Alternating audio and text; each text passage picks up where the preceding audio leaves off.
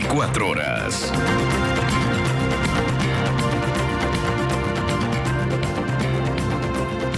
Son las 7:29, doy la bienvenida a Marcela Estrella, abogada penalista.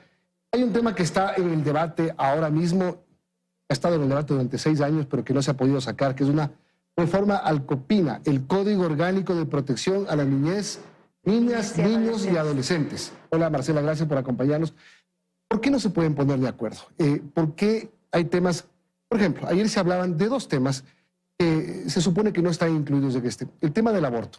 Está recogiendo lo que dijo la Corte Constitucional. Aparentemente solamente es ponerlo dentro de la ley. Y el otro tema, la adopción de personas del mismo sexo.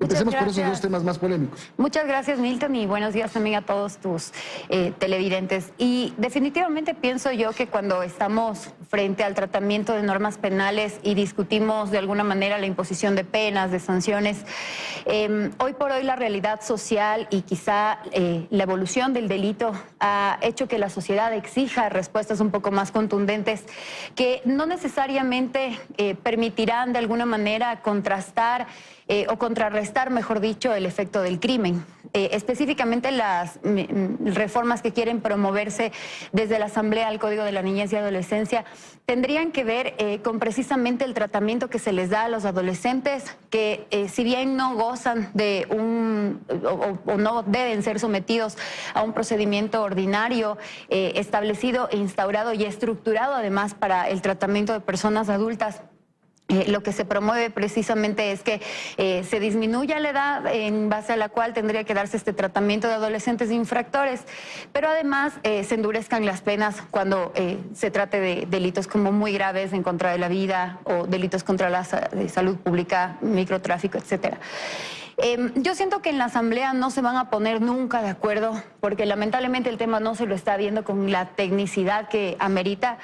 El tecnicismo que además obedece este tipo de estudios en donde el tratamiento de los menores infractores más bien obedece a principios que le permitirían a un menor de edad reivindicarse, reinsertarse adecuadamente. Por eso se habla de medidas socioeducativas, no de la imposición de penas.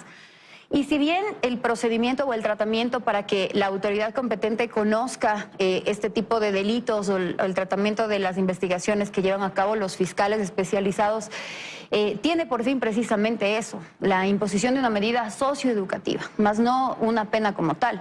Pero eso no se plantea en esta reforma, aparentemente. No, se plantean temas punitivos. Y mi preocupación es que subir las penas y bajar la edad para...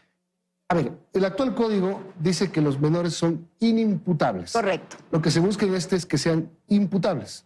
Se va a bajar la edad o se pretende bajar la edad de los menores para que precisamente puedan ser sujetos de las investigaciones penales. Y aquí hay que hacer una distinción porque, ojo, no por el hecho de que un menor sea inimputable no significa que no sea o no pueda ser sometido a un procedimiento específico cuando se presume que participó en el cometimiento de un delito.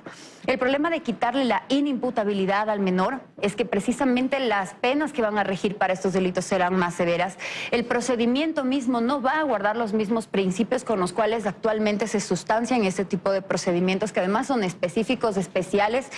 Lo que buscan las autoridades que tratan con adolescentes en conflicto con la ley es precisamente hacer un análisis socioeducativo incluso de factores familiares, sociales, económicos en los que el Estado quizá no está dando respuestas y difícilmente con el endurecimiento de las penas o eventualmente incluso con la imputabilidad de los menores de edad vamos a conseguir resultados que contrarresten cifras de delitos. Vamos a hablar un poco de las cifras antes de entrar ya un poco en los datos de lo que se quiere hacer. Menores detenidos y sentenciados. Entre enero y noviembre del 2024, 497 menores de edad detenidos por delitos graves como sicariato, microtráfico, robo, tenencia de armas. 391 están en centros de adolescentes infractores y 280 ya han recibido sentencia. Aumento de la violencia juvenil. La tasa de homicidios entre menores de edad ha crecido en los últimos años dramáticamente. En 2023, 770 homicidios de niños y adolescentes, el aumento del 640% en comparación de 2019. Ahí nomás son cifras absolutamente alarmantes. Después hablamos de los reclutadores, que eso aparentemente no entra adentro. No, y por eso te decía, me parece que es el cúmulo de varios factores en donde lamentablemente el Estado piensa equivocadamente que subiendo el techo de la pena o endureciendo las penas o haciendo el sistema penal más restrictivo de garantías y principios, pues va a poder consolidar un sistema más efectivo en la lucha contra el crimen organizado, y no, realmente esa no es la alternativa. Yo pienso que la participación de un menor de edad en un delito específico, puede ser sicariato, puede ser narcotráfico, etcétera. Ahora sabemos que las modalidades del crimen organizado han evolucionado a tal nivel que la instrumentalización de los menores puede ser muy ambiciosa precisamente en términos de impunidad. Pero ¿qué pasa detrás de esta actuación delictiva del menor? Entonces ahí entra, yo creo que un debate bastante conflictivo, en aras de que por un lado el Estado no pierda la responsabilidad que tiene respecto de salvar y precautelar la niñez y adolescencia del país, sobre todo de los sectores más marginados, en donde sabemos que pues la captación de ellos es casi inminente en algunos sectores. Reducción de edad imputable. La propuesta permite juzgar como adultos a adolescentes desde los 12 años. ¿Por qué desde los 12 años?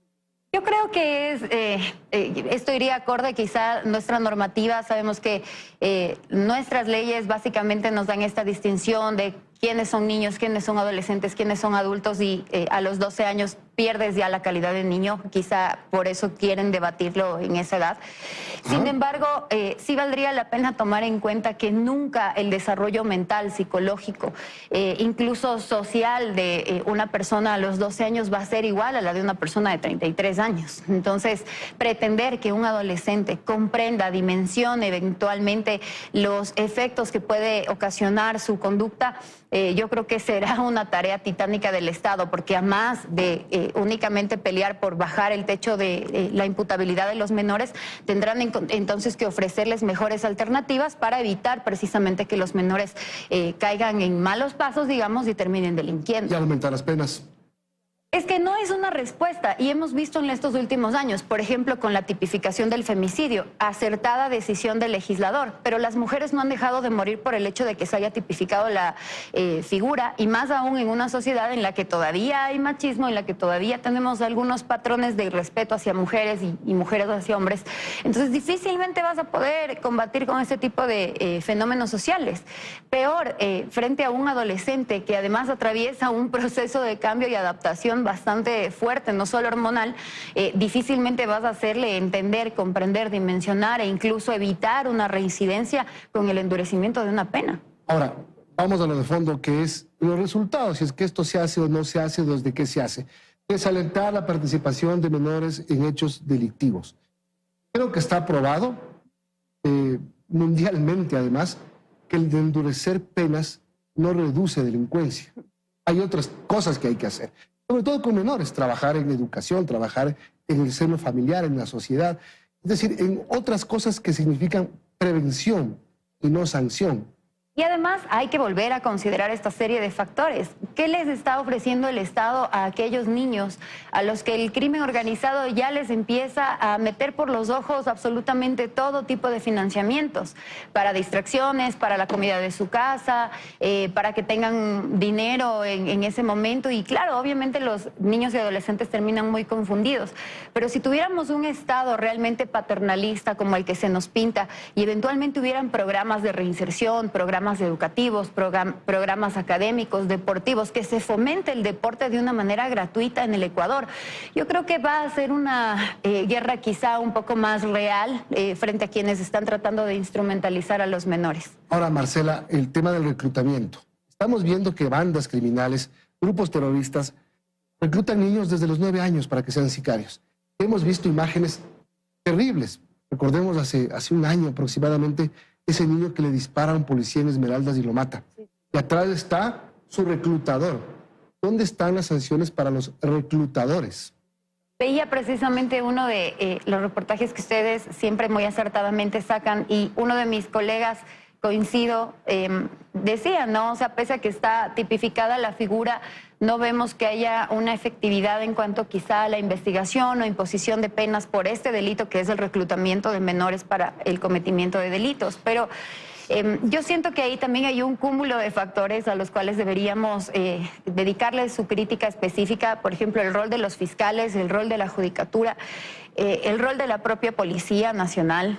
Yo creo que es un sistema integral, integrado, en el que diferentes actores tienen responsabilidad. Entonces, si tenemos una fiscalía que lamentablemente está más pendiente de quizá la Cámara o enaltecer un nombre en lugar de la institución como tal, pues difícilmente vamos a tener investigaciones sólidas, técnicas, que permitan en su momento efectivizar. Es un problema de la justicia en el Ecuador. Sí, también. Mira lo que dicen acá. Los sistemas penales para adultos suelen exponer a los menores a entornos más violentos y peligrosos, afectando su desarrollo y su derecho de protección. Uno. ¿Qué dicen las convenciones internacionales? Convención sobre Derechos del Niño. Este tratado, ratificado por el Ecuador, establece que los menores de 18 años deben ser tratados bajo un sistema de justicia especializado con un enfoque de rehabilitación y de reintegración social. Estas dos últimas en el Ecuador casi no tenemos ni para los grandes. No, eventualmente están recogidos estos principios en nuestra normativa, pero si es que tú visitas, aunque sea por curiosidad, cualquiera de nosotros va a cualquiera de los centros de rehabilitación para los menores, nos damos cuenta de que realmente se replican algunos patrones que ya se observan en los centros de rehabilitación para adultos. Entonces, no estamos garantizando, por un lado, realmente medidas socioeducativas que impidan eventualmente digamos que un adolescente vuelva a cometer el mismo delito o incluso perfeccione su modalidad delictiva. Pero yo sí creo que hay que ser conscientes. Si ya estamos hablando de que existe o puede existir un delito, quienes están a cargo de las investigaciones son los fiscales, quienes están a cargo de imponer sanciones justas son los jueces. Quienes deben llevar a cabo los operativos en base a principios de objetividad, etcétera, son los policías. Entonces yo creo que sí es todo un sistema el que lamentablemente le está fallando a la niñez y a la adolescencia ya en esos términos. Entonces, como el Estado no pudo, como no pudimos obtener sanciones ni tampoco viabilizar investigaciones, endurezcamos las penas y restémosles derechos a los menores. Entonces yo no estoy de acuerdo, no pienso que es un planteamiento más allá de lo populista y demagógico, no creo que sea un planteamiento que permita realmente luchar contra quizá la proliferación del delito en el sistema. O sea, ¿se están desviando de lo central? Sí, yo creería lo central que sí. es combatir a las grandes mafias, grupos de delincuencia organizada, y lo central que es dar al niño como un derecho humano el entorno que necesita para crecer sano, educado, con techo. Y la prevención, porque digamos, no necesariamente cumplimos o las familias ecuatorianas cumplen este patrón de padre, madre e hijos, pero sí tenemos niños en diferentes ámbitos, en diferentes tipos de familia. Y el Estado no les está precautelando, el Estado no está haciendo nada para evitar y trabajar desde la prevención, que las bandas delincuenciales eventualmente no capten a los menores de edad y no terminen ellos siendo parte de bandas delictivas sin una conciencia, sociopatizados hasta más no poder. Entonces, yo creo que sí es una responsabilidad que el Estado no puede dejar de lado, más allá de las reformas que quepan, ¿no? Gracias, Marcela. Marcela Estrella, abogada penalista, con su opinión sobre la reforma al COPINA, el Código Orgánico de Protección a Niñas, Niños y Adolescentes, que está 6 años en la Asamblea Nacional, sin poder tratarse en segundo debate y menos votarse. Pausa, volvemos.